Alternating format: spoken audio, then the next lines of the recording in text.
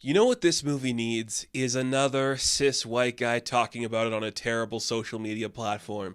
That's exactly what I'm doing here today. Ba ba da ba, we're talking The Little Mermaid, Disney's latest live action reboot of their classic Renaissance era animated movie. They've made a bunch of them. A lot of them have been very spotty. Some of them fine. The ones I liked Cruella, if you can count that one. I liked Cinderella, and I did like The Jungle Book for the technological advancements it made. But The Little Mermaid, arguably the most important of that era. It started the Renaissance, and it is like revered by so many different generations. It is one of those universal movies that I think every kid growing up in whatever era you were part of are familiar with Ariel and her journey. It's an important film. And when they announced that they're rebooting it, you could already feel like, oh boy, are they going to make the things look realistic? How's any of this going to go? And then they cast Halle Bailey, who is a interesting lead that I didn't know a lot about before this production. And I was like, okay, I know what the conversation's going to be with her in this movie. So I was very skeptical because, look, Rob Marshall, not a director I really like. And we have an unknown lead coming into one of the most important eras of Disney and doing something that could be hard to obtain. And you have weird technology choices, and a lot of the other live action movies weren't great. So Little Mermaid, easily the one that got the most attention online for the wrong reasons and the right reasons. Easily the most talked about one. I'm happy to report even, that I could 100% make the conversation that The Little Mermaid is the best live action Disney reboot they've made. This movie blew me away on more levels than I was expecting. I walked into this kind of with like a preset notion in my mind. I'm like, certain critics I respect have been talking heavily about it, both in support and against it. This isn't a criticism. This is just something I've noticed having my usual suspects of critics and reviewers. A lot of the older male audience is like, it's just another one of them. The more younger demographic, the more female demographic that I follow, support it a little bit more. Take that as you will. Now, I'm not criticizing anybody for disliking or liking this movie, but from what I saw in the theater, I was blown away on so many levels I wasn't expecting. It's hard to do water technology when you're doing computer graphics. It's gonna look bad most of the time, especially in like a post-Aquaman, post-Way of Water world. How do we make that look good? We do it pretty well. There are a couple of moments, especially in like the brighter scenes where everything's more colorful, trying to emulate the cartoon more. It looks shinier, it doesn't look as good, but when we're using real water, which we do a lot of in this movie, and we're using better lighting techniques and the brightness, oh, does it look good and does it hold up well? And the swimming aesthetic, like the way all the mermaids swim, it looks great. And the way the animal creatures talk is some of the most seamless we have seen for these Renaissance movies. It is Jungle Book levels good. Flounder and Sebastian and Scuttle, they all are seamless in the way they talk. And it's great. It is straight up the story. It has a lot of the same beats, a lot of the same songs. Yes, it is longer. We are adding depth to places where we needed depth. Are you a fan of Prince Eric?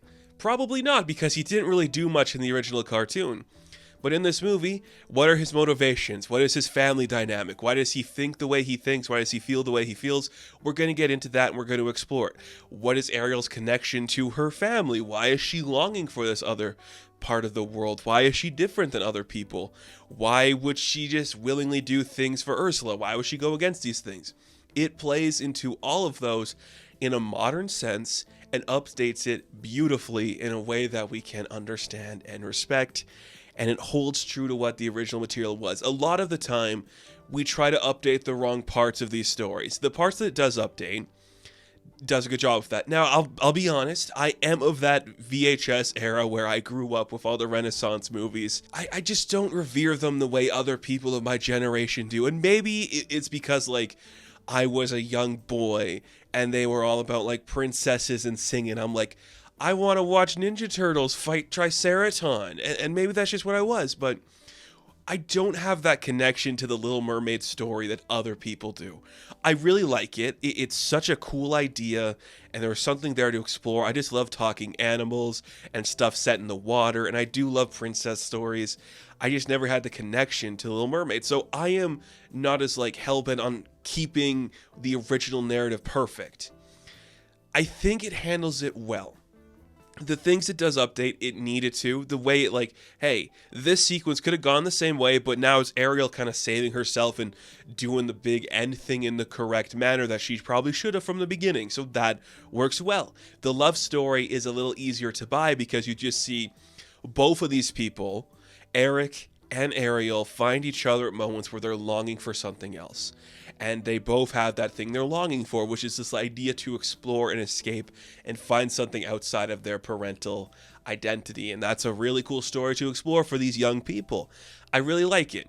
Now, Halle Bailey is not somebody I'm too familiar with, like I said.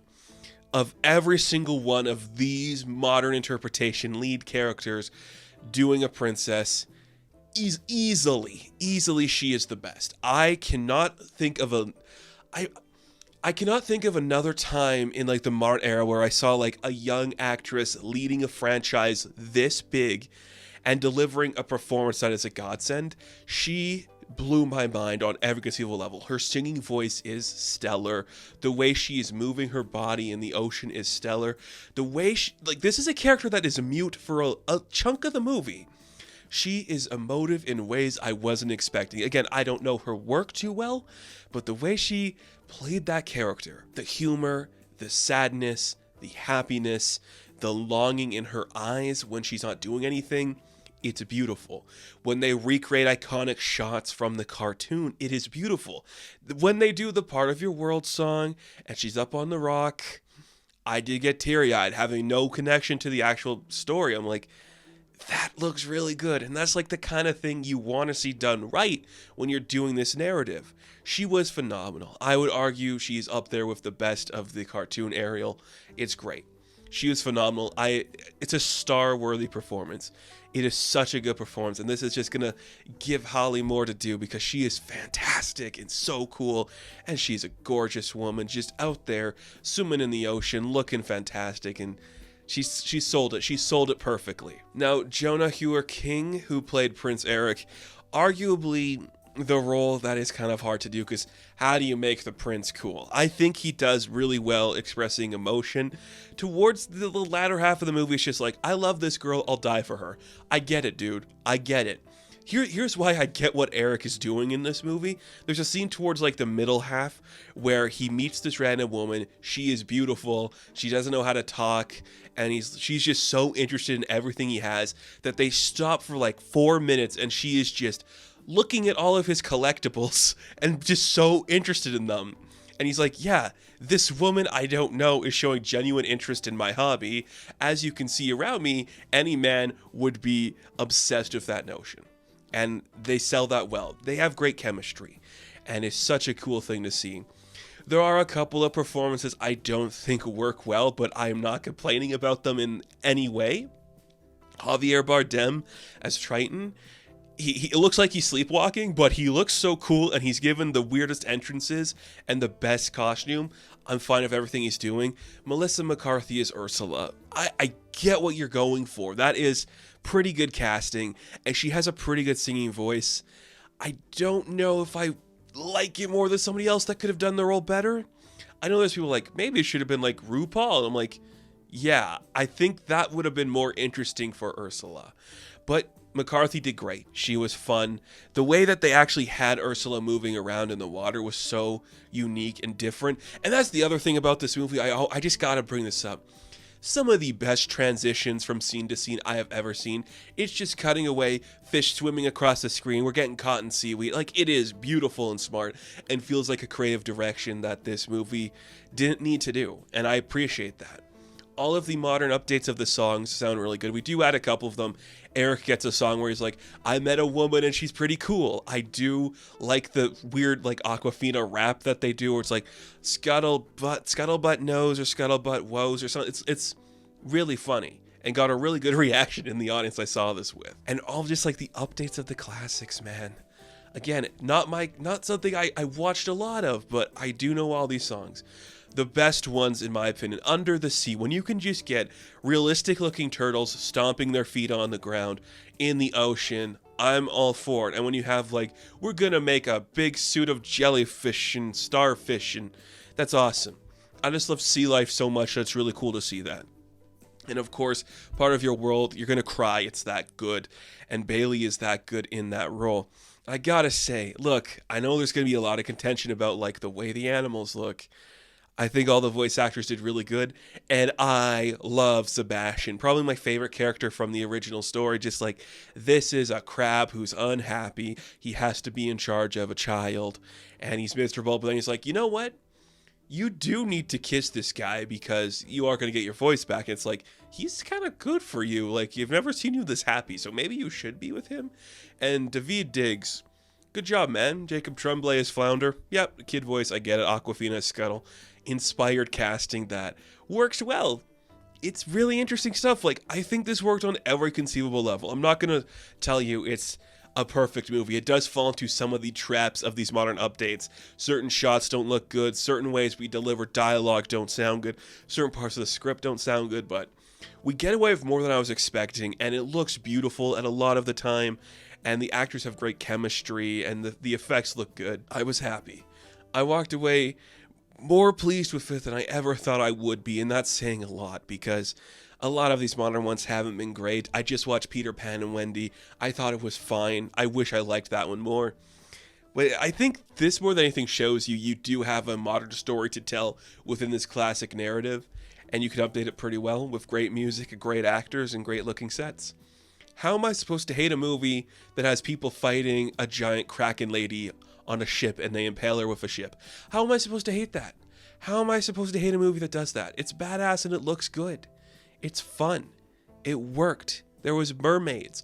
Javier Bardem had the worst wig and beard prosthetic I've ever seen, and somehow I bought that he was the king of the ocean. So that's impressive. But again, Halle Bailey, I'm telling you, this girl is gonna go far in this industry. She is breathtakingly beautiful, incredibly talented. I want to see more from her. Now, please give me more. So, The Little Mermaid, I'm going to give an 8 out of 10. Now, thank you all for watching this review. Be sure to like and subscribe to the channel. As always, you can check me out on Instagram, TikTok, and Twitter. And as always, I will catch you in the next one. Have fun. Stay safe. Good luck. Hey, kiss the girl.